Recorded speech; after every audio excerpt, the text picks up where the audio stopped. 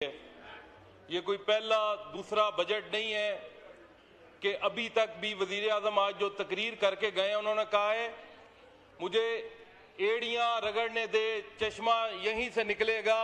Sir अब तक तो निकल आना चाहिए था, पता नहीं ये चश्मा कब निकलना है। अब तो इनकी लेटने लूटने से पता नहीं निकले तो निकले, एड़ियां रगड़ने से नहीं निकलता।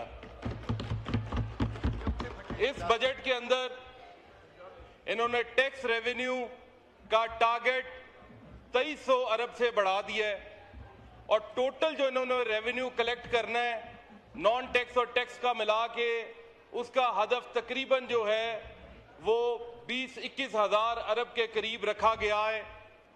कोई भी ऐसी चीज नहीं बताई गई कि हम कोई इंडस्ट्री को रिलीफ दे के, कोई कारोबारों को मजीद जो है जो बंद है उन्हें चला के या अपनी टैक्स बेस ब्रॉडन करके जो है वो टैक्स कलेक्ट करेंगे।